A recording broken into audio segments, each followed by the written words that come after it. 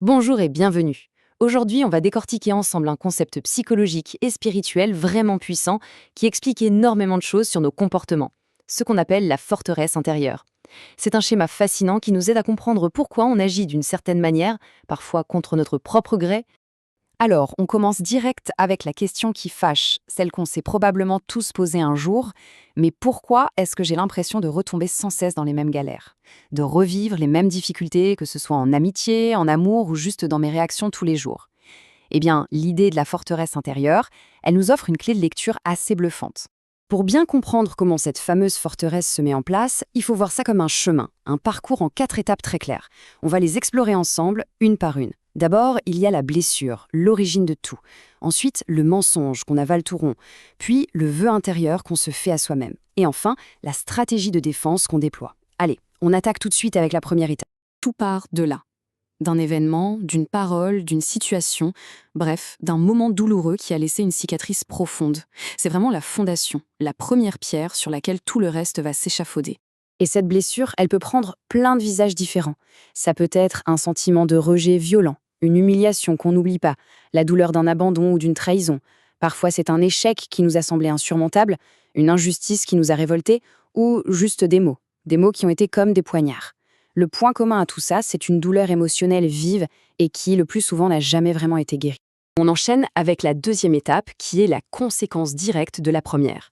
Face à cette douleur insupportable, notre cerveau, il cherche une explication, une raison. Et c'est là, dans ce moment de vulnérabilité, qu'un mensonge s'infiltre.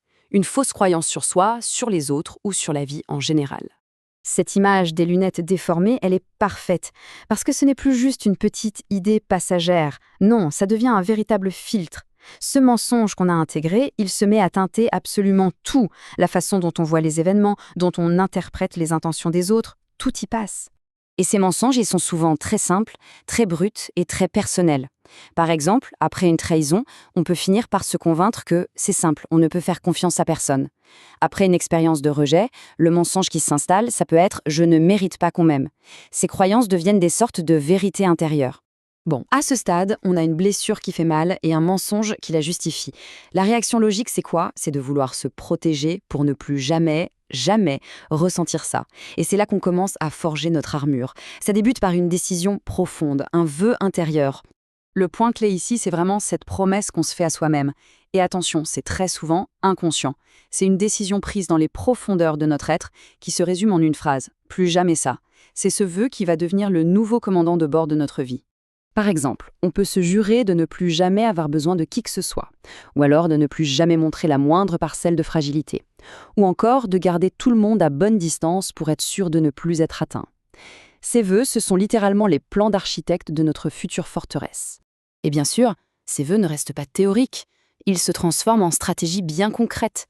La fermeture émotionnelle, le besoin obsessionnel de tout contrôler, le perfectionnisme pour ne jamais être pris en défaut, ou encore le fait de fuir les relations qui deviennent trop profondes.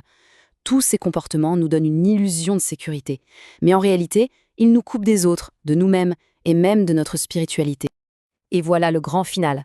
Quand on répète ces stratégies encore et encore, jour après jour, elles ne sont plus des choix, elles deviennent des réflexes, un mode de vie automatique. Ça y est, la forteresse est bâtie, les murs sont hauts et les gardes sont en place. Voici la formule qui met tout en lumière. C'est le moment où tout s'emboîte.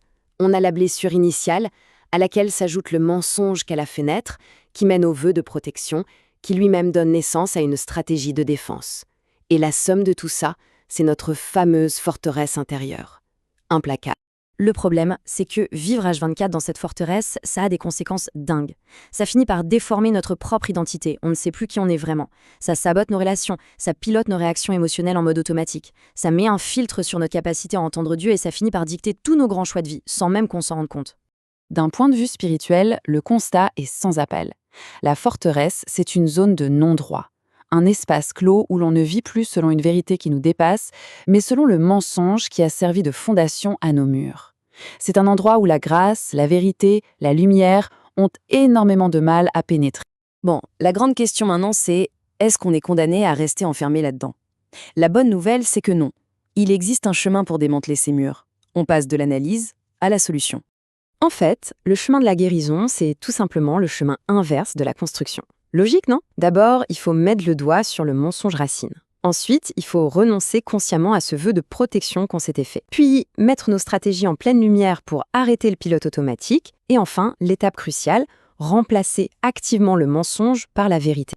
Et quel est l'antidote au poison du mensonge? C'est la vérité, que la source qu'on analyse ici appelle la promesse. Regardez, c'est très concret.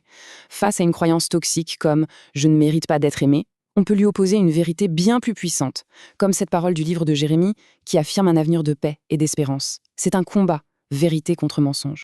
L'idée forte ici, c'est que les promesses divines sont un antidote incroyablement stable et éternel. Contrairement à nos mensonges intérieurs, qui sont fluctuants et destructeurs, cette parole est présentée comme un roc, une ancre sur laquelle on peut vraiment s'appuyer. Et il n'y a pas que la solidité, il y a aussi une dimension de restauration, de douceur. Remplacer un mensonge qui nous ronge par une vérité, ce n'est pas juste un exercice mental froid, c'est quelque chose qui, au contraire, amène une saveur de miel, de la guérison pour l'âme. Ce passage est particulièrement parlant. Souvenez-vous, le vœu intérieur disait « je me protégerai tout seul ».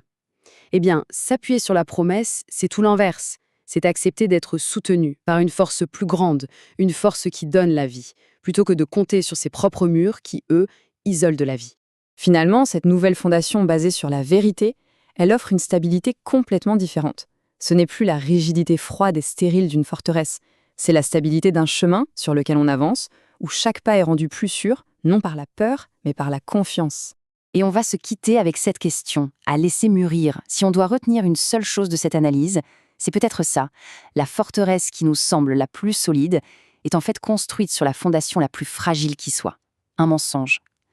La question n'est donc pas de savoir si les murs peuvent tomber, mais plutôt quelle est la vérité, la première vérité, qui pourrait commencer à faire trembler les murs de notre propre forteresse. Merci beaucoup de nous avoir suivis.